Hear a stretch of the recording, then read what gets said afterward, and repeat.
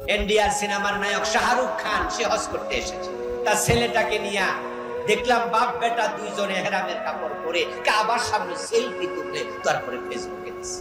রমাদানে আমি উমরায় গিয়েছিলাম, আলহামদুলিল্লাহ।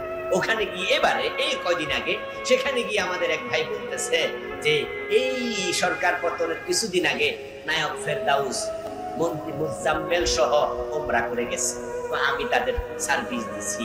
নায়ক ফেরদাউস উমরা করতে গেছে, উমরা থেকে এসে সিনেমা বন্ধ করছে না চালাই গেছে, দুইটা একসাথে চলে। সুদও চলে, নামাজও চলে, গোশও চলে, রোজাও চলে, সিনেমাও চলে, আবার হজও চলে, একসাথে দুটা চলতে পারে না। হারাম খেয়ে তুমি কিসের নামাজ পড়ো, কিসের হজ করো? ذكر الرجل يطيل السفر أشعث وأغبر ويمد يديه إلى السماء فيقول يا رب ومطعمه حرام ومشربه حرام وملبسه حرام وغذي بالحرام فأنى يستجاب لذلك। প্রিয় নবীজি বলছেন হজে গিয়েছে, লম্বা সফর করে উস্কো খুস্কো চুল, দুলি দূষরিত দেহ, কাবার সামনে খাড়াইছে, মনে মনে ভাবে এমন জায়গায় দাঁড়ায়া দোয়া করি যেখানে কত নবীর পায়ের ধুলাবালি লেগে আছে, এখানের দোয়া আল্লাহ ফিরায় না। কাবার দেয়ালের সাথে বুক লাগাইয়া মুলতাজামে বুক ঠেকাইয়া দোয়া করে আর ভাবে কত সাহাবীর দেয়ালে লেগেছে, তার কোনো হিসাব নাই, আমার আল্লাহ আমার দোয়া ফিরাবে না। তাই আকাশে হাত তুলে বলে আল্লাহ এটা দাও, সেটা দাও, সেটা দাও। অথচ রাসূল বলেন তার পেটে হারাম, তার কাপড়ে হারাম, তার রক্তে হারাম। সে যে পানি পান করেছে, ওই পানি যে বিল পরিশোধ করছে, ওই বিলের টাকাটাও ছিল হারাম।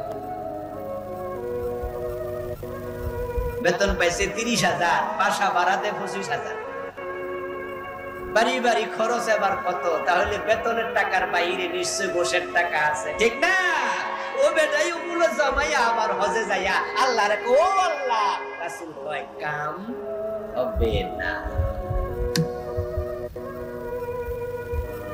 বিদ্যুৎ আসার আগে, যখন বিদ্যুৎ আসে আজ থেকে 20-30 বছর আগে এই এলাকায় বিদ্যুৎ ছিল নাকি? 30 বছর আগে ছিল না। বিয়ে হতো আগে রাতের বেলায় বেশি, দিনের বেলায়ও হয়। এখন আপনাদের এলাকায় কি দিনে হয় না রাতে হয় বিয়ে? এখন দিনে বেশি, রাতে কমছে না, রাতেও হয়। আচ্ছা, আমাদের কুমিল্লা আমার বাড়ি, ওখানে রাতে এখন আর বিয়ে হয় না। 100টার মাঝে 99টাই দিনে হয়, বা 100তে 100, এখন আর রাতে হয় না। কিন্তু আমি যখন ছোট ছিলাম আমার মনে আছে 100 বিয়ার মাঝে 95টাই হতো রাতে। রাতের বেলায় তো বিদ্যুৎ ছিল না, খাওয়ানোর জন্য এক ধরনের বড় বড় লাইট ছিল, এগুলার ফাঁপ দিত, দিলে লাইট জ্বলতো। কি লাইট? সানলাইট। ওই লাইটে আলো দিত, মাঝে মাঝে আলো হঠাৎ করে নিভে যেত, নিষ্প্রভ হতো, আলো হচ্ছে না, জ্বলছে কিন্তু আলো দেয় না। তখন এবার মেকানিক আসতো, আসার পরে ওইটা খুলতো, খুলে কিছু ডলামলা দিলে আবার আলো দিত। আমরা জিজ্ঞাসা করতাম এটা হয়েছিল কি? তার তেল নাই? কোন তেল আছে, কিন্তু তেল উঠার জন্য যে লাইন আছে ওখানে কিছু ধুলাবালি পড়ছিল, তাই তেল পাচ্ছিল না, সংযোগ বিচ্ছিন্ন, তাই আলো আর দেয় না। তুমি যখন হারাম খাও তখন আল্লাহর সাথে সংযোগ থাকে না, ইবাদত আর কবুল হয় না। قال رسول الله صلى الله عليه وسلم إن الله طيب لا يقبل إلا طيبا। সহিহ মুসলিমের হাদিস। নবীজি বলেন যে আল্লাহ নিজে পবিত্র, তিনি অপবিত্র কিছু কবুল করেন না। হারাম খাইলে 4 নাম্বার আকল হারাম, ইবাদত কবুল হওয়া বন্ধ। তবে ঈমানটা যাবে না, 4 নাম্বারটাতে ঈমান যায় না, কিন্তু আমল কবুল বন্ধ। হারাম খাইছেন তো আপনি শেষ। নামাজ, রোজা, হজ, যাকাত, দোয়া কিছু আর আকলুল হারাম। যে ব্যক্তি হারাম খায় তার আমল আর কবুল হবে না। হারাম খায়, সুদে টাকা লাগায় রাখছে, এমন 2-4 জন আজকের মাহফিলে নাই? ঘুষ খায় এমন অফিসার নামাজি বাংলাদেশে নাই। বোনের হক দেয় না, জোর কইরা ভোগ করে এমন জালেম ভাই এই আশ্বাস আপনাদের শ্যামনগর থানায় নাই। আজকের মাহফিলে হতে পারে এখানে ওজনে কম দে, মালে বেজাল দে, হারাম খাচ্ছে, আবার 5 ওয়াক্ত নামাজ পড়ে, ইমাম সাহেবের পিছনে খাড়ায় নামাজ পড়ে, অথচ সুদে টাকা লাগায় রাখছে। قال رسول الله صلى الله عليه وسلم من اشترى ثوبا ب10 دراهم فيه درهم حرام لم يقبل الله له صلاته ما دام عليه। নবীজি সাল্লাল্লাহু আলাইহি ওয়াসাল্লাম বলতেছেন 10 দিরহাম দিয়ে কাপড় কিনেছো, 9 দিরহাম হালাল, 1 দিরহাম হারাম। ওই কাপড় পরে যতই নামাজ পড়ো আর 1 রাকাত কবুল হবে না। অথচ সুদের টাকা দিয়া পাঞ্জাবি বানায় গাদ দিয়া নামাজ পড়ে, সুদের টাকা দিয়া যায় নামাজ কিনে নামাজে খাড়ায়া নামাজ পড়ে, এমন নামাজি আছে না নাই? আছে। সুদের টাকা দিয়া হজে চলে যায়, সিনেমা হলের মালিক ও বেটা আবার হাজি সাহেব, সিনেমা হলের মালিক আলহাজ, আলহাজ মৌসুম, আলহাজ শাবনূর, আলহাজ ফেরদাউস। আল্লাহ তাআলা বলেন, কুল হে নবী আপনি বলুন,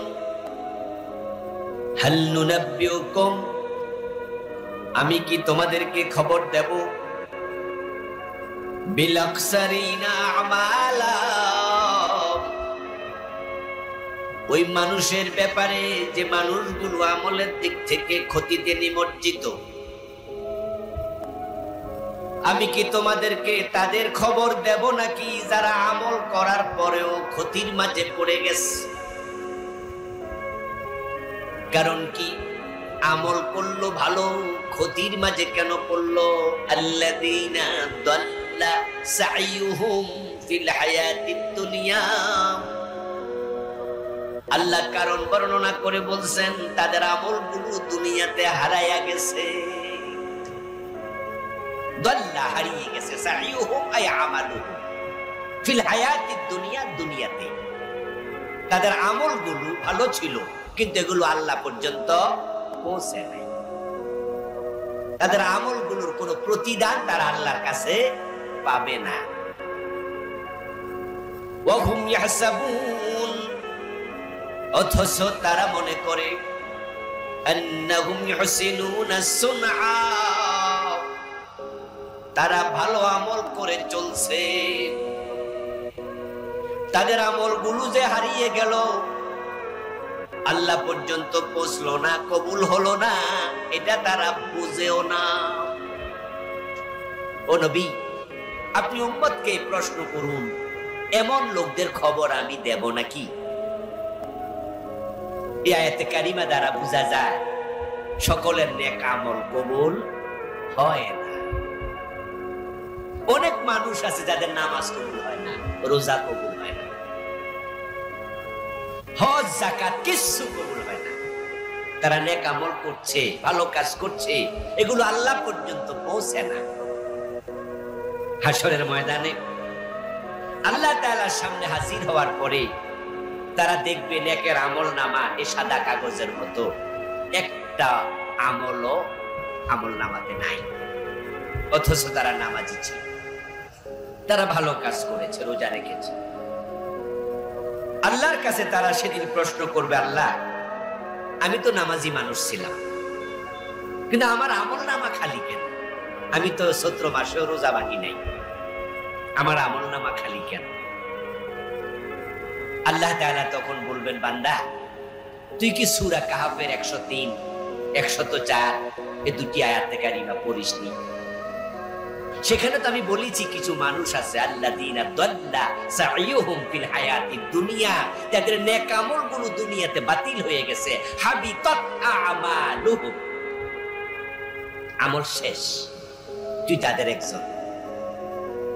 ওই লোকটা তখন আল্লাহ তাআলাকে প্রশ্ন করবে, আল্লাহ আমার অপরাধটা কি? প্রত্যেকটা মানুষের দুনিয়া যত কাজ করছে, কথা বলছে, সব সংরক্ষণ করার জন্য তাদের গর্দানে আমল নামা আছে না নাই? وَكُلَّ إِنسَانٍ أَلْزَمْنَاهُ طَائِرَهُ فِي عُنُقِهِ وَنُخْرِجُ لَهُ يَوْمَ الْقِيَامَةِ كِتَابًا يَلْقَاهُ مَنشُورًا اقْرَأْ كِتَابَكَ كَفَى بِنَفْسِكَ الْيَوْمَ عَلَيْكَ حَسِيبًا। আল্লাহ তাআলা বলেন, আমি দুনিয়ার প্রতিটা মানুষের গর্দানে তার পৃথিবীর যত কাজ, যত কথা, যত কর্ম সে করবে সবটা রেকর্ড করার জন্য আমি ক্যামেরা ঢুকিয়ে দিচ্ছি। তার গর্দানে আমি মেমোরি কার্ড ঢুকিয়ে দিচ্ছি। সে যা বলছে, যা করছে সব রেকর্ড হবে। সেটা আমি কিয়ামতের দিন বের করবো। নুখরিজু লাহু ইয়াউমাল কিয়ামা কিতাবা, বই আকারে বের করব, তার সামনে ধরায়া দেব, পড়ো। সে আল্লাহকে জিজ্ঞাসা করবো, আল্লাহ আমি তো নামাজি ছিলাম, রোজাওয়ালা ছিলাম, 5 ওয়াক্ত নামাজ পড়ে, রমাদানে রোজা রাখে, হজও করেছে, অথচ আল্লাহর জমিনে আল্লাহর আইন কায়েম করতে হবে। এই কথা শুনলে চেহারা কালো হয়ে যায়। শুধু একামতে দ্বীনের পক্ষে কথা বলার কারণে মসজিদ কমিটির সভাপতি ইমামকে জেলে দিয়েছে, এমন ঘটনা। জান্নাতে যাওয়ার জন্য আল্লাহ তাআলা কুরআন মাজিদের বিভিন্ন আয়াতে দুটি শর্ত দিয়েছেন। একাধিক আয়াতে আল্লাহ বলেছেন, বারবার বলেছেন, ইন্নাল্লাযীনা আমানু ওয়া আমিলুস সালিহাতি লাহুম জান্নাতুন তাজরি মিন তাহতিহাল আনহার। ইন্নাল্লাযীনা আমানু ওয়া আমিলুস সালিহাতি কানাত লাহুম জান্নাতুল ফিরদাউসি নুজুলা। যারা ঈমান আনবে এবং নেক আমল করবে তাদের জন্য জান্নাত। তো যার ঈমান নাই তার জন্য জান্নাত আছে? জান্নাতে যাওয়ার জন্য শর্ত দুটা, একটা হলো ঈমান আর একটা নেক আমল। ঈমান হলো 1 নাম্বার, নেক আমল হলো 2 নাম্বার। ঈমান হলো 1, নেক আমল হলো ডান পাশের 0। যদি 1 না থাকে, শূন্যের দাম। যারা অঙ্ক বোঝেন তারা একটু আমার সাথে জবাব দিয়ে, যদি আপনার 1 থাকে, 1-এর ডানে একটা শূন্য দিলে কত হবে? কথা বলেন না, কত? 2টা দিলে, 3টা দিলে, এইভাবে যদি শূন্য দিতে থাকেন মান বাড়বে না? কিন্তু একটা মুছে দিলে সব শেষ। হাসরের ময়দানে কত নামাজি, কত রোজাওয়ালা, কত হাজি, কত গাজী আল্লাহর সামনে গিয়ে বলবে, প্রভু আমি তো নামাজি ছিলাম, রোজাওয়ালা ছিলাম, কিন্তু আমল নামা কেন শূন্য, কেন খালি? আল্লাহ বলবে, বান্দা সূরা কাহফের 103 এবং 4 নম্বর আয়াত আমি যে মানুষগুলোর কথা বলেছিলাম, তুই তো তাদের একজন। তুই নামাজ পড়েছিস ঠিক, 5 ওয়াক্ত নামাজ পড়ে মসজিদে গিয়ে আল্লাহকে সিজদা দেয়, আবার দরবারে পীরের পায়ে সিজদা দেয়, এমন নামাজিও 2-4 জন আছে না নাই? আপনাদের কাছে আমি জানতে চাইবো, যারা জবাব জানেন তারা একটু জবাব দিয়ে না, কিছু থাকেন না। পীরের পায়ে যে সিজদা দেয় সে মুমিন না মুশরিক? ঈমান আছে না গেছে? এখন এই লোক নামাজ পড়ে লাভটা কি? মাদার তেরেসার নাম শুনছেন? মাদার তেরেসা শান্তিতে নোবেল বিজয়ী একজন সমাজকর্মী। উনার বাড়ি ছিল ইউরোপে, উনি চলে এসেছেন ইন্ডিয়া, মারাও গেছেন ভারতে। ও মহিলা ছিল খ্রিস্টান, তিনি বিয়ে করেননি জীবনে। উনার কাজ ছিল অরফেনেজ তৈরি করা, এতিমখানা বানানো। ইন্ডিয়াতে তিনি হাজার হাজার ইয়াতিমকে মায়ের ভালোবাসা দিয়ে বড় করছে, ডজন ডজন ইয়াতিমখানা বানিয়েছে। উনার কর্মের স্বীকৃতি স্বরূপ উনাকে শান্তিতে নোবেল প্রাইজ দেওয়া হয়েছে। এই শান্তিতে নোবেল বিজয়ী ওই মহিলা যতটা টাকা পাইছে পুরস্কার হিসাবে নোবেল পেয়ে সবটা ইয়াতিমখানায় দান করছে। লাখ লাখ কোটি কোটি টাকা দিয়েছে অবারিত ইয়াতিমদের জন্য। ইয়াতিমদেরকে ভালোবাসা, ইয়াতিমদেরকে লালন পালন করা, এটা কি বদ আমল না নেক আমল? নেক আমল। রাসূল বলছেন যদি কোনো ব্যক্তি ইয়াতীমের মাথায় হাত বুলিয়ে নেয়, তার হাতের তল দিয়ে যতগুলো চুল যাবে, বিকুল্লি শাওরাতিন হাসানাতুন, প্রতিটা চুলের বিনিময়ে আল্লাহ অসংখ্য নেকি আমলনামায় লিখে দেয়। সুবহানাল্লাহ। খাওয়ানো না, লালন পালন করা না, ইয়াতীমের মাথায় শুধু হাত বুলাইলে এত সওয়াব। আর ইয়াতীমকে যদি খাওয়া লালন পালন করে তাহলে কি সওয়াব? নবীজি বলেন আনা ওয়া কাফিলুল ইয়াতীম কাহাতাইনি ফিল জান্নাহ। ইয়াতীমের লালন পালনকারী এবং আমি নবী মুহাম্মদ আমরা পাশাপাশি জান্নাতে। ইয়াতীম এক বছর বহু বছর আইতাম। নবীজি বলেননি যে অনেক ইয়াতীম লালন পালন করলে আমার পাশে জান্নাত পাবে। এক বছরের শব্দ বলছেন আনা ওয়া কাফিলুল ইয়াতীমি কাহাতাইনি ফিল জান্নাহ, যে একজন ইয়াতীমকে লালন পালন করবে সে এবং আমি এরকম পাশাপাশি জান্নাতে থাকবো। মাদার তেরেসা তো শত শত হাজার হাজার ইয়াতীম পেলেছে, জান্নাত পেয়েছে, পাবে, সম্ভাবনা আছে। তার আমলনামায় লেখা হয়েছে, কারণ মাদার তেরেসার ঈমান। وقالت النصارى المسيح ابن الله। কুরআন মাজিদ আল্লাহ তাআলা বলেছেন যারা খ্রিস্টান তারা সবগুলো মুশরিক, কারণ তাদের আকীদা হলো নবী ঈসা আল্লাহর ছেলে। নাউজুবিল্লাহ পড়েন না ভাইয়েরা। আল্লাহর কোনো ছেলে আছে? লাম ইয়ালিদ, বলুন না আমার সাথে, লাম ইয়ালিদ ওয়া লাম ইউলাদ ওয়া লাম ইয়াকুল লাহু কুফুয়ান আহাদ। এটাই ঈমান। আজকের পৃথিবীতে খ্রিস্টানদের সংখ্যা 250 কোটির বেশি, মানুষ আছে প্রায় 800 কোটির কম বেশি। তার মাঝে 250 কোটি আরো বেশি খ্রিস্টান। এই 250 কোটি খ্রিস্টানের মাঝে ঈমানওয়ালা কয়জন আছে? জোরে বলেন না, জোরে বলেন না। ঈমানওয়ালা কয়জন আছে? অথচ খ্রিস্টানদের মাঝে দান করে, সাদকা করে এমন লোক নাই। দান সাদাকা কি বদ আমল না নেক আমল? আপনাদের বাজারে এলাকায় হিন্দু দোকানদার নাই? ওর দোকানে কি ভিক্ষুক গেলে 10-20 টাকা ভিক্ষা দেয় না? আমলনামায় সওয়াব কয়টা লেখা হয়? বুঝেনি। আল্লাহকে বলবে আল্লাহ আমি তো নামাজি ছিলাম, রোজাওয়ালা ছিলাম, হজ করেছি, যাকাত দিয়েছি, আমল কই, সওয়াব কই? আল্লাহ বলবে বান্দা তুই তো ঈমানওয়ালা ছিলি না। 5টা অপরাধ করলে মানুষের আমল লেখা হয় না। 5 গ্রুপ মানুষ আল্লাহর সামনে হাজির হওয়ার পরে দেখবে আমলনামা খালি। তারা সেদিন আল্লাহর সামনে গিয়ে হতাশ হবে, ব্যর্থ হবে। ওই 5 গ্রুপ নিয়ে আমি সংক্ষেপে কথা বলবো। তখন ওই লোকগুলো আল্লাহ তাআলাকে বলবেন ওয়ালাউ আন্না লানা কাররাতান ফানাকুনা মিনাল মুমিনিন। আল্লাহ বুঝেছি আমি তো মুশরিক, আমি তো কাফের, আমি বেঈমান, আমি তো অপরাধী। আমার আমলগুলো তুমি ফেলে দিয়েছো, কবুল করো নাই। এখন তোমার কাছে আমার দরখাস্ত, দুনিয়া একটা বার আমাকে আবার পাঠাও, আমি ভালো মুমিন হয়ে যেতে চাই। ওয়ালাউ আন্না লানা কাররাতান আই মাররাতান ওয়াহিদাতান। আল্লাহ একবারের জন্য দুনিয়ায় পাঠাও, আমি ভালো হয়ে যাব। আপনাদের কাছে আমার জিজ্ঞাসা, আবার দুনিয়া আসার সম্ভাবনা আছে তো? সেদিন বুঝবে, কিন্তু এই বুঝের কোনো মূল্য আর নাই। আল্লাহ তাআলা বলেন নবী আপনি উম্মতকে বলুন আমি কি তাদের খবর দেব নাকি? এর মানে কি দাঁড়ালো? যেই মানুষগুলো ব্যর্থ হবে, আমল হারিয়ে যাচ্ছে, তাদের খবর আল্লাহ নবীর মাধ্যমে আমাদেরকে দিতে চায়। কারণ আমি যদি আজকে টের পাই, তাহলে আজকে জীবিত অবস্থায় টের পাইলে, বুঝলে যে আমিও তো খারাপ মানুষের দলে আছি, তাওবা করার সুযোগ আছে না? না। আমি এখন বলবো আপনাদের কাছে, আপনারা শুনবেন আর নিজেকে খুঁজবেন।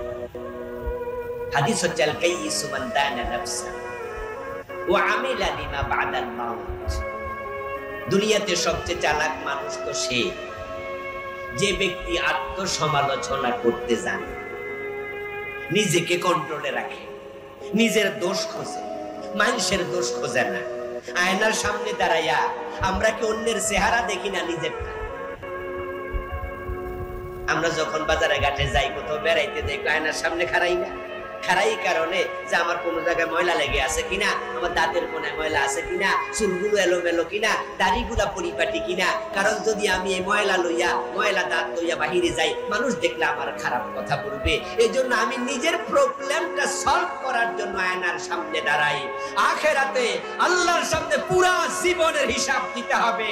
তাই আত্মসমালোচনা, নিজের দোষ খোঁজো, নিজে তাওবা করো, তাহলে দুনিয়ায় যে হিসাব করে আখিরাতের হিসাব আল্লাহ সহজ বানিয়ে দেয়। আমরা নিজেকে খুঁজবো আজকে, অন্যকে খোঁজা দরকার নাই। হাসিবু আনফুসাকুম ক্বাবলা আন তুহাসাবু ওয়াজিনু আনফুসাকুম ক্বাবলা আন তুজানু। ফারুক আযম ওমর রাদিয়াল্লাহু তাআলা বক্তব্য। ওমর বলতেন যে আল্লাহর কাছে হিসাব দেওয়ার আগে নিজের হিসাব একটু নিজে করো। আল্লাহ তোমার আমলনামা ওজন দেবে, আল্লাহর কাছে ওজন হওয়ার আগে নিজে যে কি আমল করো, নিজেরটা নিজ ওজন। হাসরের ময়দানে যে মানুষগুলো ডান হাতে আমলনামা পাবে তারাই মুক্তি পেয়ে যাবে, তাদের হিসাব হবে বড় সহজ।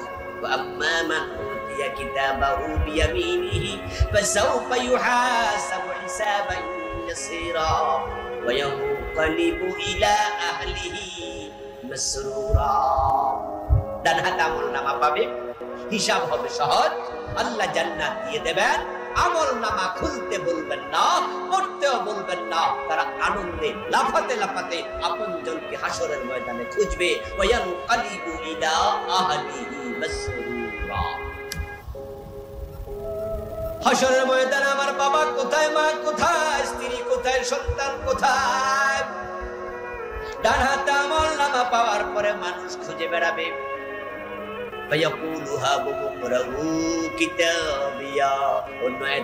আল্লাহ বলেন, সামনে আপনজন পাওয়ার পরে নিজের আমলনামাটা খুলে দিয়ে বলবে, দেখো আমার আমলনামা কত সুন্দর হয়েছে। আল্লাহ আমার ডান হাতে আমলনামা দিয়েছেন, আমাকে জান্নাতে যাওয়ার জন্য অলরেডি ঘোষণা করে দিয়েছেন। তখন আপনজনেরা প্রশ্ন করবে, এত সুন্দর আমলনামা তোমার কেন হলো, কারণটা কি? তখন সে জবাব কি দেবে সেটাও কোরআনে আল্লাহ বলে দিয়েছেন। সে জবাব দিয়ে বলবে, ইন্নী যানানতু আন্নী মুলাকিন হিসাবিয়া। সে জবাবে বলবে, আমি দুনিয়া এটা বিশ্বাস করে চলতাম যে প্রতিটা কাজের জন্য আল্লাহর কাছে আমাকে জবাব দিতে হবে, হিসাব দিতে হবে, তাই আমি হিসাব করে চলছি। দুনিয়ায় যারা হিসাব করে চলে, আখিরাতের হিসাব আল্লাহ সহজ করবে। তাহলে আজকে আমার আলোচনার উদ্দেশ্য অন্যের দোষ ধরা না, নিজের দোষ খোঁজা। অন্যের হিসাব না, নিজের হিসাব। 5টি কারণে মানুষের আমল কবুল হয় না, বাতিল হয়ে যায়। 1 নাম্বার কুফর। আমার সাথে সবাই দয়া করে বলুন, এলেম বাড়িতে নিয়েন, ওয়াজের মাঠে ওয়াজ রেখে যাইয়েন না। ছোট্ট ছোট্ট বালিকণা, বিন্দু বিন্দু জল গড়ে তোলে মহাদেশ, সাগর, অতল। এই যে মৌমাছি, আমরা বাসা কাটি, মৌচাক ভাঙ্গি, 1.5 কেজি 2 কেজি 5 কেজি মধু হয়, এমন মৌচাকও আছে। যে মৌমাছিগুলো মৌচাকে মধু জমালো 3, 4, 5 কেজি, ওই মৌমাছির মুখের যে ছোট্ট জায়গা, এখানে কি 1 ফোঁটাও জায়গা হয়নি। একসাথে 1 ফোঁটা মধু জায়গা জমা করতে এ মনে 500 ফুলে গেছে। তার ঠোঁট এত ছোট, বিন্দু বিন্দু আনছে, কিন্তু জমা করতে করতে 3 কেজি হয়ে গেছে। মাহফিলগুলোতে আসবেন, কিছু কিছু শিখবেন, কলবে জমা করবেন, এক পর্যায়ে দেখা যাবে আপনার কলবটাও এলেমে পরিপূর্ণ হয়ে যাবে। বলছিলাম প্রিয় ভাইয়েরা, 5 হবে যাদের আমল কবুল হয় না, বাতিল হয়ে যায়। 1 নাম্বার অপরাধের নাম কুফর। আমার সাথে বলুন, 1 নাম্বারটা কি? কুফর। দ্বিতীয়টা শিরক। আমার সাথে বলুন, দ্বিতীয়টা কি? শিরক। 3 নাম্বারটা হলো নিফাক। বলুন তো 3 নাম্বারটা কি? নিফাক। কয়টা গেল? 3টা। যে কুফর করে তাকে বলে কাফের। যে ব্যক্তি কাফের হয় তার কোনো আমল আর কবুল হবে না, শেষ। যে ব্যক্তি শিরিক করে তাকে বলে মুশরিক। কি বলে? যে ব্যক্তি মুশরিক হয়ে যায় তার আর কোনো আমল আল্লাহর কাছে কবুল হবে না, সম্পর্ক শেষ। এই যে আপনারা দেখতে পাচ্ছেন এখানে বড় বড় কয়টা লাইট আছে, আপনাদের মাথার উপরেও লাইট, লম্বা লম্বা লাইট আছে। আচ্ছা, লাইটের গোড়ায় যে জায়গায় তারটা ফিট করা আছে, নেগেটিভ পজিটিভের তার, যদি এক জায়গায় তার খুলে দেয় লাইট জ্বলবে তো? এত বড় হইলে জ্বলবো লাইট? 25 পাওয়ারই লাইটও জ্বলবে না, 5000 পাওয়ারইও জ্বলবে না, কারণ সংযোগ বিচ্ছিন্ন। শিরিক করলে, কুফর করলে আল্লাহর সাথে সংযোগ শেষ। আপনি তাহাজ্জুদ পড়তে পড়তে কপালে যদি কালো দাগও ফেলে দেন, 1 রাকাত আর কবুল। দ্বিতীয়টা হচ্ছে শিরক। 3 নাম্বারটা নিফাক। যে ব্যক্তি নিফাক করে তাকে বলে মুনাফিক। এই শব্দটা শুনছেন নি? এই মুনাফিকের নামে পবিত্র কোরআনে সূরা আসেনি?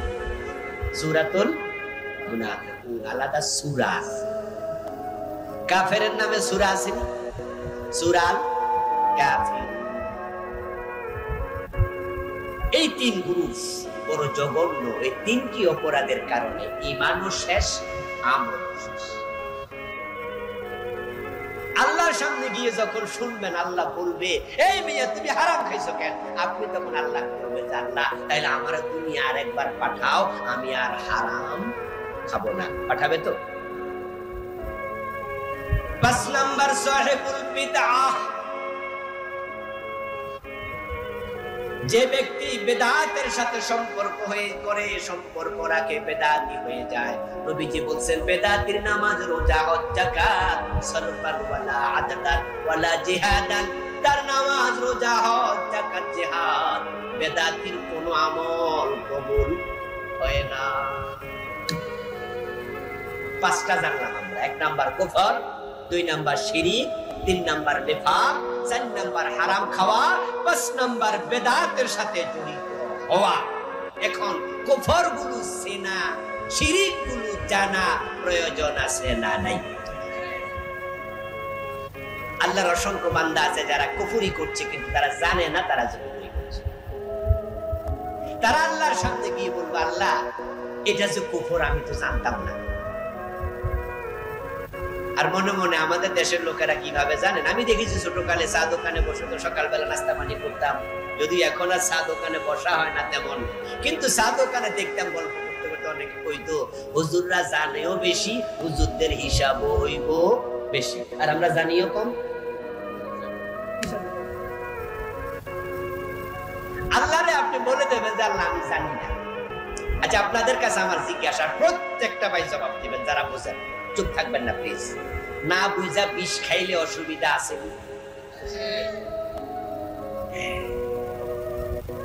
এটা যে বিষ আপনি জানেন না কিন্তু খাইয়ালা, কোন অসুবিধা নাই, ঠিক না? আল্লাহর সামনে বলবেন, আল্লাহ এটা কুফর আমি জানি না। আর আল্লাহ বলবেন, তাই বুঝি যাও জান্নাতে ঢুকে যাও, যেহেতু জানো না তোমার সব মাপ। এত সোজা জান্নাত, এত মাগনা। বরং এলেম শিক্ষা করা নফল না ফরজ? জানাটা নফল না ফরজ? কোরআনের যত মেসেজ আল্লাহ দিয়েছেন, 1 নাম্বার মেসেজ ছিল ইকরা বিসমি রাব্বিকাল্লাযী খালাক। পড়ো তোমার রবের নামে, তা আপনাকে পড়তেই হবে। জানি না বললে আল্লাহ বলবো, তাই বুঝি ঈমান চলে গেছে, এটাই জানো না। বিয়ে করতে জানছো কেমনে? ছেলে মেয়ের বাবা হইতে কেমনে জানলা? রাজনীতি করে নেতা হতে কেমনে জানলা? বড় বড় বই পড়ে ব্যারিস্টার, ডাক্তার, ইঞ্জিনিয়ার কেমনে হইলা? এত কিছু বুঝলা, আসলটা ঈমান, ওটা কেমনে চলে যায় ওটা জানার টাইম পাও নাই। খুযুহু ফাগুল্লুহু সুম্মাল জাহিমা সাল্লুহু। ও ফেরেশতা তারে ধর, হাত পায়ে ডান্ডা বেরি করে হ্যান্ডকাপ করা, জাহান্নামের মাঝখানে। জালেম তোর 70 বছর 60 বছর হায়াত দিছি, চোখ দিছি, কান দিছি, বিবেক দিছি, এলেম দিছি, নাইট্রোজেন, কার্বন ডাই অক্সাইড, যা দরকার অক্সিজেন সব দিছি, সাথে দিছি কোরআন। এটা পড়ার মতো সুযোগ তোর হয় নাই। জানতে হবে আপনাকে, জানি না এটা বলা যাবে না। ইসলাম মূর্খের ধর্ম না। তলাবুল ইলমি ফারিদা আলা কুল্লি মুসলিম, না কুল্লি হুজুর, কুল্লি আলেম। ইসলাম শিক্ষা শুধু আলেমদের জন্য করো, মুসলিমের। আপনি কি মুসলিম, এটা আপনার উপরেও। কুফর কি? কুফর হচ্ছে এই পবিত্র কোরআন মাজিদের বিসমিল্লাহর বা থেকে মিনাল জিন্নাতি ওয়ান নাসের জিন পর্যন্ত যা আছে তার একটা সাথে দ্বিমত করা না। আল কুফর হুয়া দিদ্দুল ঈমান। কুফর হচ্ছে ঈমানের বিপরীত। ঈমান কি? ঈমান হচ্ছে তাসদীকুন নবী বিমা জাআ বিহি মিন ইনদিল্লাহ। আল্লাহর পক্ষ থেকে নবী মুহাম্মদ সাল্লাল্লাহু আলাইহি সাল্লাম যা নিয়ে এসেছেন সবটার উপর বিশ্বাস রাখার নাম ঈমান। তাসদীকুন নবী সাল্লাল্লাহু আলাইহি ওয়াসাল্লাম বিমা জাআ বিহি মিন ইনদিল্লাহি আযজা ওয়া জাল্লা। আল্লাহর পক্ষ থেকে যে কোরআন রাসূল নিয়ে এসেছেন সবটা গ্রহণ করো। মা তাকুমুর রাসূল ফাকুলু ওয়া মা নাহাকুম আনহু ফান্তাহু। এই কোরআনে যা আছে সবটা মানা, সবটা বুঝে নিয়েন। কিন্তু এখানে যা আছে যদি আপনি একটা না মানেন, বাকিটা মাইনা কোনো লাভ।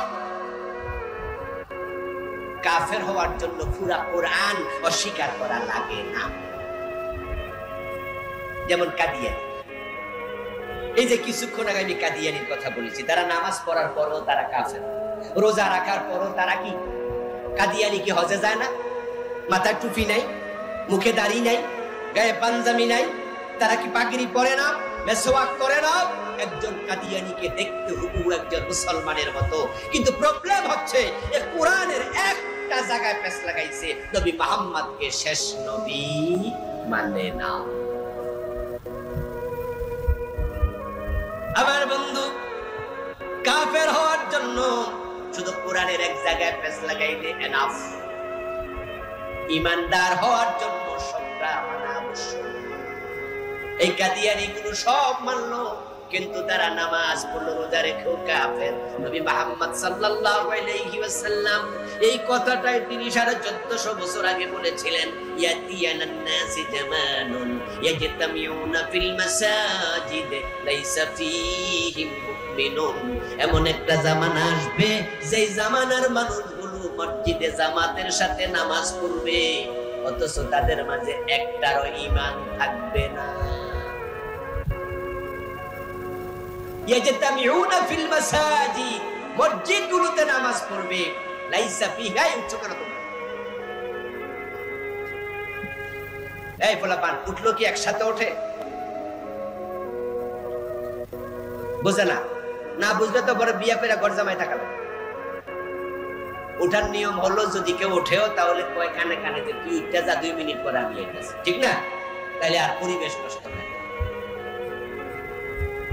প্রিয় ভাইয়ের আলোচনা কি বুঝতেছেন আপনারা? কথা বুঝেন। এমন জামানা আসবে মানুষেরা জামাতের সাথে নামাজ পড়বে, কিন্তু একটারও ঈমান থাকবে না। ঈমান যে নাই সেটা বুঝবেই না। সে অবস্থাটা বেশি হবে কিয়ামতের আগে। নবীজি বলছেন, তাকুনু বাইনা সাআতি ফিতান কাকিতাইল লাইলিল মুসলিম। কিয়ামতের আগে এত ফিতনা আসবে, সূর্য ডুবে গেলে চারদিক থেকে যেমন অন্ধকার খেয়ে আসে, কিয়ামতের আগে পৃথিবীর চারদিক থেকে কুফরির ফিতনা, শিরকের ফিতনা, নিফাকের ফিতনা এমন বেশি বের হবে। ইসবিহুর রাজুলু মুমিনান ওয়া ইউমসি কাফিরা। ওই ফিতনার জামানায় মানুষগুলো সকাল বেলায় মুমিন থাকবে, সন্ধ্যা বেলায় কাফের হয়ে যাবে। নবীজি বলেছেন যে এমন একটি জামানা আসবে যে জামানার মানুষগুলো জামাতে নামাজ পড়বে সবগুলো কাফের, মসজিদে থাকবে সব কাফের।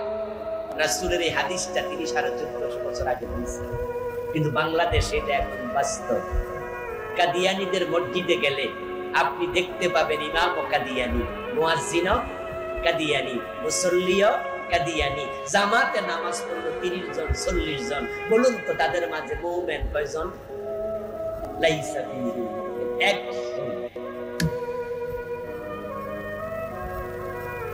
তাদের অপরাধ কয়টা? উত্তর হলো একটা, তারা নবী মুহাম্মদকে শেষ নবী মানে নাই। বাকিটা মেনে লাভ কি? ইবলিস শয়তানের ব্যাপারে সকলের কনসেপ্ট আছে। তাকে আমরা শত্রু মনে করি, দুশমন মনে করে আল্লাহর কাছে তার থেকে আশ্রয় চাই। আউযু বিল্লাহি মিনাশ শাইতানির রাজিম বলে দোয়া করি। আপনাদের কাছে আমার জিজ্ঞাসা, ইবলিস শয়তান কি মুমিন না কাফের? ইবলিস কি মুমিন না কাফের? সে আল্লাহর কয়টা কথা শুনে নাই? মাশাআল্লাহ, জোরে বলেন কয়টা? কাফের হওয়ার জন্য কি বেশি অপরাধ লাগে? এই একটা রসুল এতে ইবলিসকে আল্লাহ বলেছিল আদমরে সিজদা করো, সে করে। আল্লাহ প্রশ্ন করেছিল, মা মানাআকা আল্লা তাসজুদা ইয আমারতুকা। ও ইবলিস, সে সিজদা করতে বলেছিলাম কেন করলি না? সে যদি বলতো সরি, তাহলে ঈমানটা যেত না। সরি বলছিল, সরি বলছিল।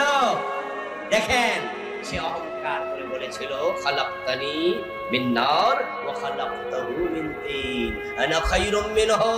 আমি আদমকে কেন সিজদা করব? আমি তো আদমের চেয়ে সেরা। তাকে বানিয়েছো মাটি থেকে, আমাকে বানিয়েছো আগুন থেকে। সে আল্লাহকে বুঝাচ্ছে কি দিয়া বানাইছে, অথচ তারে বানাইছে কে? সে মায়ের কাছে গল্প করে কার বাড়ি? না না,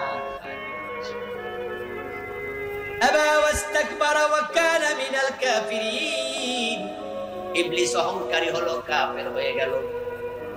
আপনাদের কাছে আমি আবার জিজ্ঞাসা করি, একটু জবাব দেন।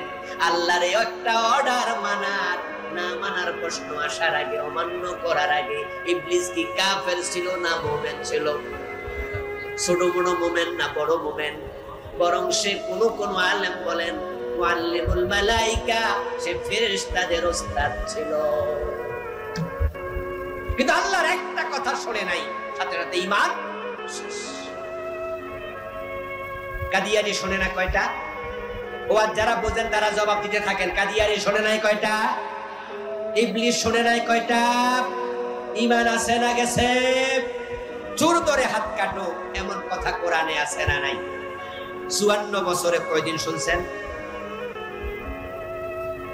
একদিনও শুনেননি। বাংলাদেশের বয়স কত?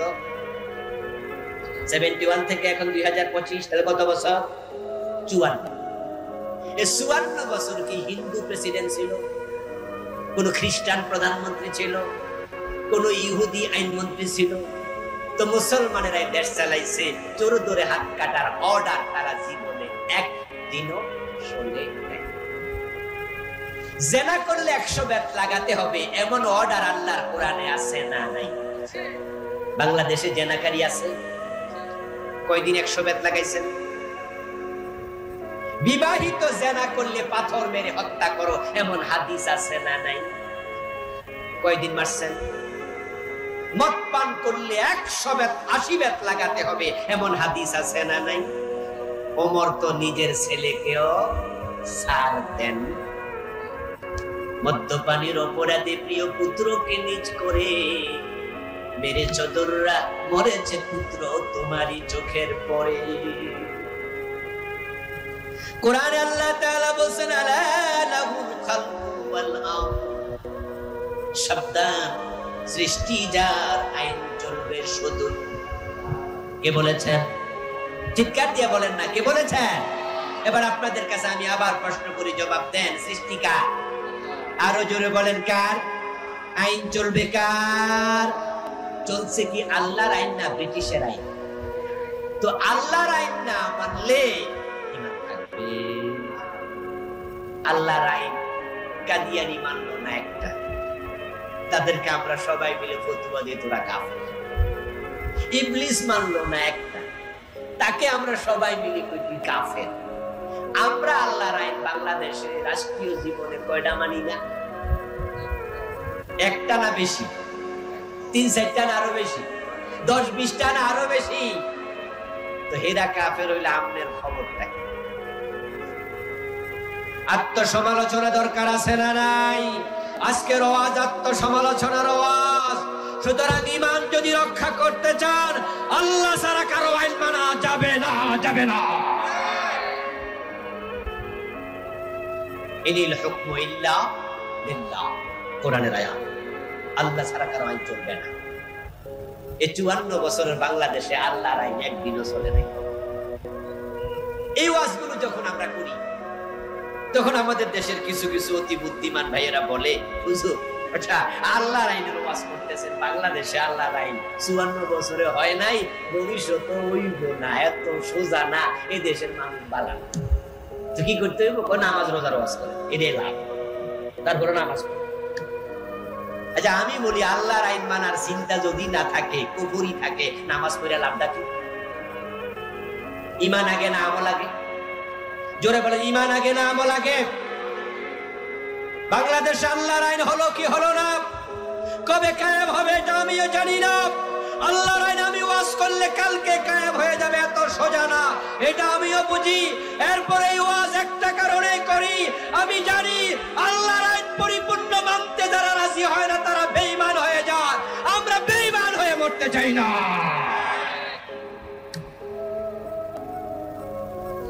আমরা ঈমানদার হিসাবে করতে চাই। এই জন্য আমাদের জীবনে একটি বিদ্রোহী ঘোষণা আছে। বিদ্রোহী ঘোষণা হলো, আল্লাহ ছাড়া কারো আইন মানব না। এবার জেলে নাও, জেলে চলে, ফাঁসিতে ঝুলাবে, ফাঁসিতে ঝুলতে রাজি হয়ে যাব, কিন্তু আমি ঘোষণা দিতেই থাকবো, আল্লাহ ছাড়া কারো আইন মানি না। এটা ঈমান। এর বিপরীতে যাবেন কুফর। এখন কি কি কুফর বাংলাদেশে আছে এ নিয়ে আমি বই লিখেছি।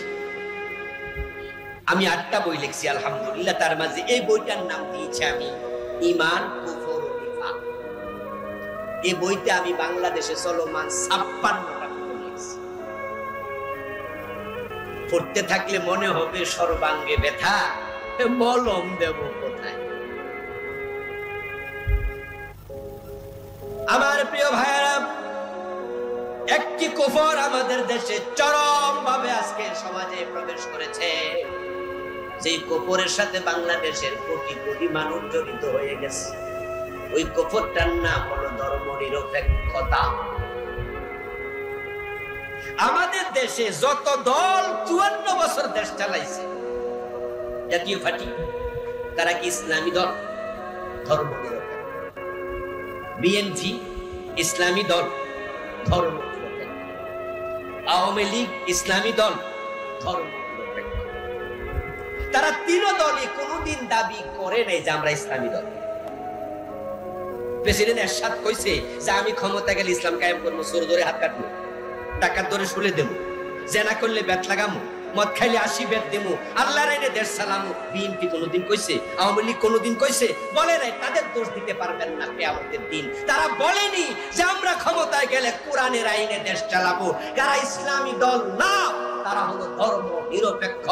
সুতরাং ধর্মের ব্যাপারে যারাই নিরপেক্ষ থাকে, আল্লাহর কসম তারা বেঈমান, বেঈমান, বেঈমান হয়ে যায়।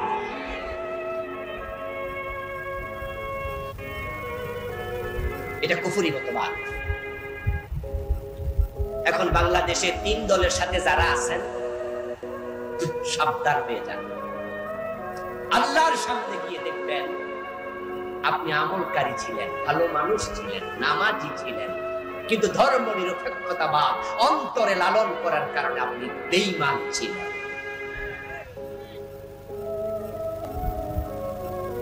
আমার এই কুফর নামক বইতে আমি সেকুলারিজম, ধর্ম নিরপেক্ষতাবাদের সংজ্ঞা এনেছি।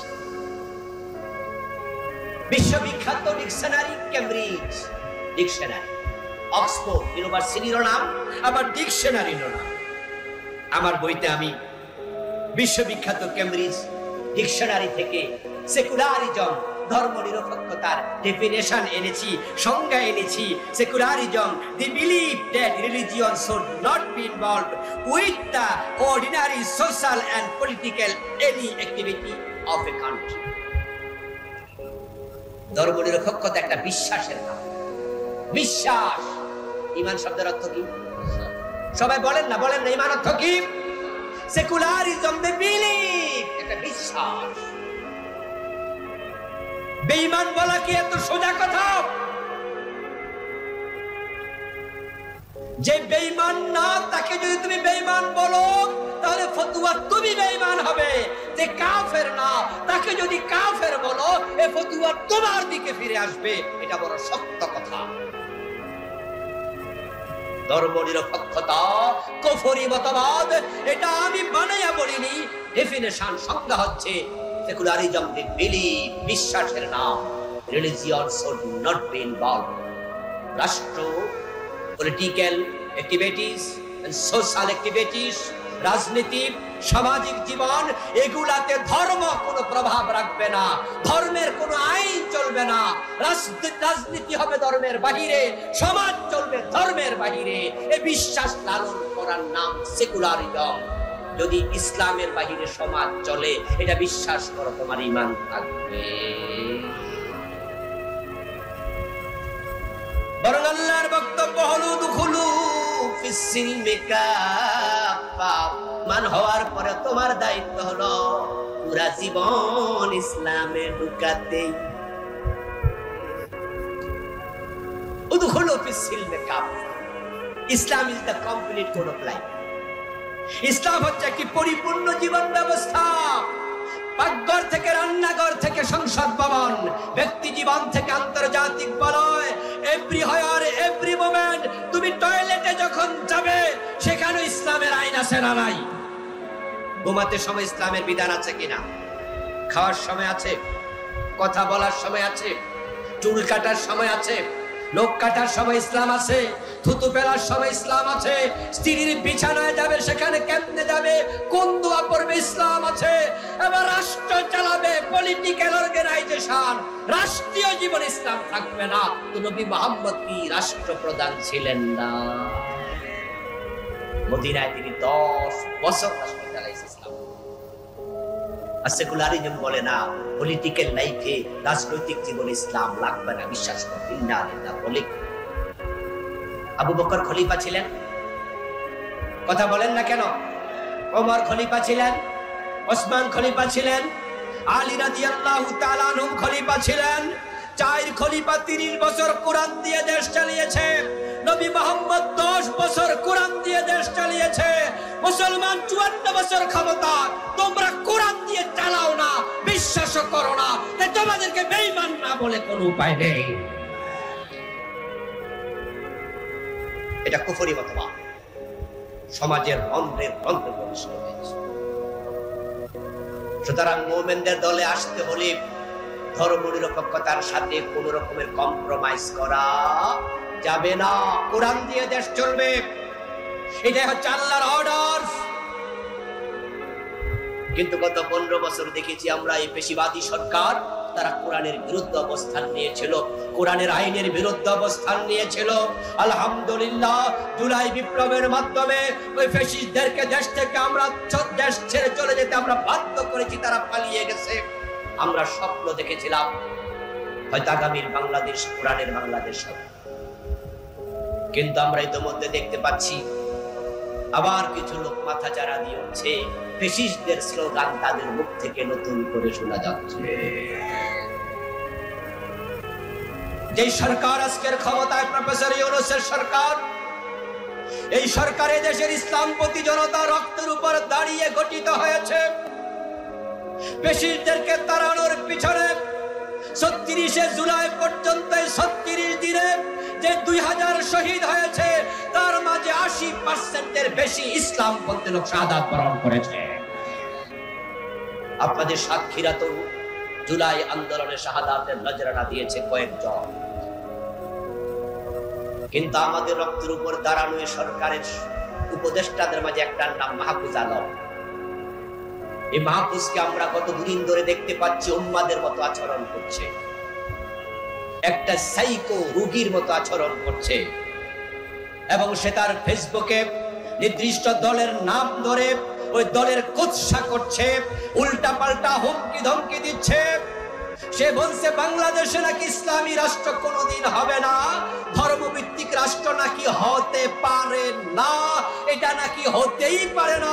ইন্ডিয়ার এক সাক্ষাৎকার দিয়েছে এক সাংবাদিকের সাথে, মাহফুজ আলম বলেছে ধর্ম দিয়ে রাষ্ট্র চলে না, এই কথার কারণে কুফরি হয়েছে, তাকে নতুন করে ঈমান আনা লাগবে। এটা কুফর, তার চিন্তাটা কুফর। সরকার উপদেষ্টার চেয়ারে বসে দলীয় রাজনৈতিক বক্তাদের মতো বক্তব্য দিয়ে মাহফুজ তার শপথ লঙ্ঘন করেছে। এই সরকারের নারী বিষয়ক একটি আপনার উপদেষ্টা কমিটি থেকে কমিশন তৈরি করা হয়েছে, নারী অধিকার সংস্কার কমিশন। 313-14 পৃষ্ঠার লম্বা একটি রিপোর্ট তারা দিয়েছে। ওই নারী কমিশনের রিপোর্টের প্রায় প্রতিটা পাতায় কোরআন এবং ইসলামের সাথে উপহাস করেছে। পতিতাদেরকে নাকি যৌনকর্মী স্বীকৃতি দিতে হবে, তারা নাকি কর্মী, শ্রমিক, তাদেরকে শ্রমিকের স্বীকৃতি দিতে হবে। যারা পতিতা, জেনা করে, বিচার করে, এই পতিতা বৃত্তি, জেনা এটা কর্ম না অপকর্ম, কাম না আকাম, তো এটাকে কিভাবে শ্রমিকের স্বীকৃতি দেবে? তারা বলছে শ্রম দিচ্ছে, তো যদি জেনা করতে শ্রম লাগে, চুরি করতে লাগে না? তো কয়দিন পরে চোরেরাও তো বলবে যে আমাদেরকে শ্রমিকের অধিকার দেবে। যারা ডাকাতি করে, ডাকাতি করতে কি কষ্ট হয় না? বরং জেনা ব্যভিচার যারা করে তাদের যে ডাকাতিতে ঝুঁকি কম না বেশি? তাহলে কয়দিন পরে ডাকাতরাও তো বলবে যে আমাদেরকে কর্মীর অধিকার দেন। দেশটাকে জাহেলিয়াতের দিকে নিয়ে যাওয়ার ষড়যন্ত্র চলছে। ইতিমধ্যে হেফাজতে ইসলাম বিশাল সমাবেশ করেছে এই নারী অধিকার কমিশনের রিপোর্টের বিরুদ্ধে। জার্মানির পিসাব সেমিনার করেছে। আমরা গত পরশুদিন প্রেস ক্লাবে সেমিনার করেছি। আলেম ওলামারা সবাই মিলে ঐক্যবদ্ধভাবে এই বস্তা পচা নারী অধিকার বিষয়ক কমিশনের রিপোর্টকে প্রত্যাখ্যান করেছে। কোরআন হাদিসের বিরুদ্ধে কোন রকমের রিপোর্ট বাংলাদেশে গ্রহণ করা হবে না, এটাকে ডাস্টবিনে ফেলে দিতে হবে।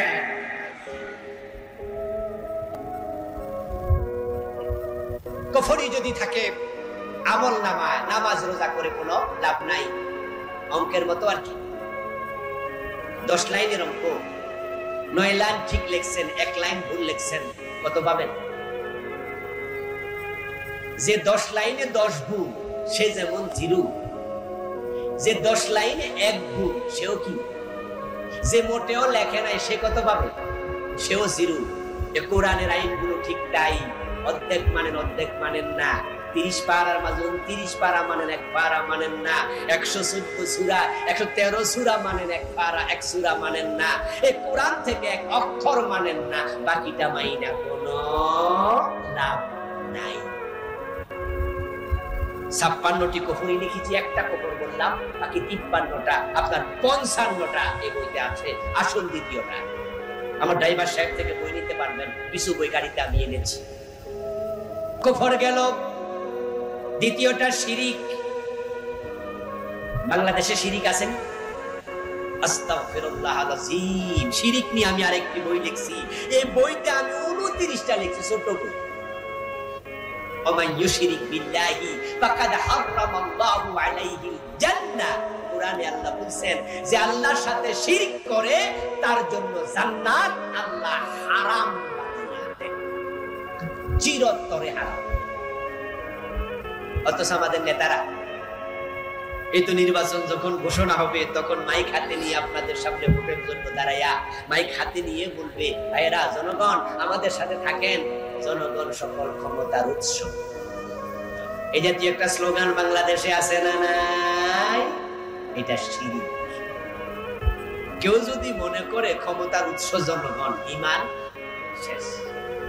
অথচ এই শিরিকটা আমাদের সংবিধানে লেখা। 72-তে যখন সংবিধান লেখে ডক্টর কামাল হোসেন তার সদস্যবৃন্দকে নিয়ে, তখন সে ল অফ সাবরেইনিটি, সার্বভৌমত্ব আইন লিখতে গিয়া লিখেছে এই রাষ্ট্রের মালিক জনগণ, ক্ষমতার মালিক জনগণ। অথচ কোরআনে আল্লাহ বারবার বলেছে আকাশ এবং জমিনের মালিক কে? কুলিল্লাহুম্মা মালিকাল মুলকি তুতিল মুলকা মান তাশা ওয়া তানজিউল মুলকা মিম্মান তাশা। আল্লাহ বলুন, নবী আপনি বলুন, রাজাদিরাজ আল্লাহ, ক্ষমতার মালিক তুমি, তুমি যাকে চাও ক্ষমতা দাও, তুমি যাকে চাও ক্ষমতা ছিনিয়ে নাও। আল্লাহ বলে ক্ষমতার মালিক তিনি, বিয়াদিহিল মুলক। কয়েকদিন পরে আপনারা অনেকে হজে যাবেন, অনেকে গেছে, অলরেডি রাস্তায় আছে, হজের ফ্লাইট শুরু হয়েছে। তালবিয়া যখন পড়েন, ইহরামের কাপড় পরে, তখন আপনি লাব্বাইক আল্লাহুম্মা লাব্বাইক লাব্বাইক লা শারীকা লাক লাব্বাইক এর পরে কি ইন্নাল হামদা ওয়ান নি'মাতা, শেষ কি লাকা ওয়াল মুলক। বাংলা অর্থ কি? এই যে আপনি হজ করতে যাচ্ছেন, আপনি কি বলতেছেন তালবিয়া? বাংলা তো বলেন, বুঝেন না, আরবিতে বলে তো অর্থ জানেন না। জানলে আপনি দেখতেন, আপনি বলতেছেন আল্লাহ তোমার শরীক নাই, প্রশংসা তোমার, ওয়ালাকাল মুলক, রাজত্ব তোমার। রাজত্বের মালিক কি জনগণ না আল্লাহ?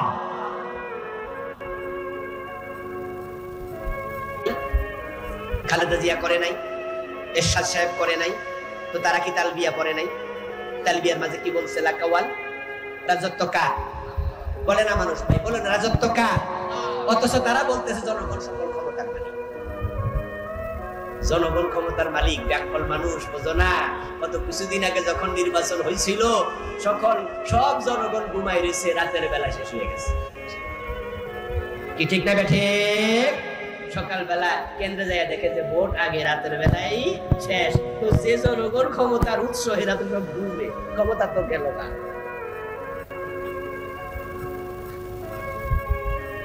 আল্লাহ বুঝাইয়া দিছে যে জনগণের হাতে ক্ষমতা নাই, তিনি যাকে চায় ক্ষমতা দেয়।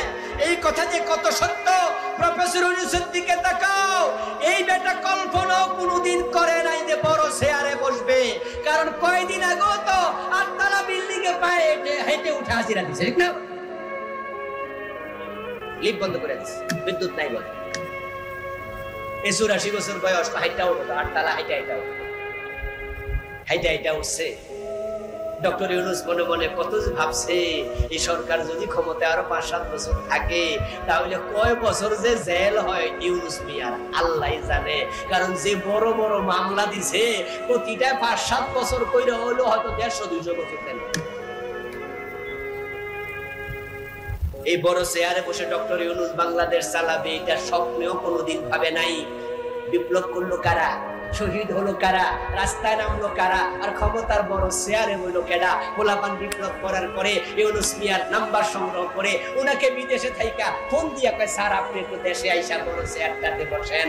প্রমাণ হয়ে গেল ক্ষমতা আসলে ব্যক্তির হাতে না, ক্ষমতা কার হাতে?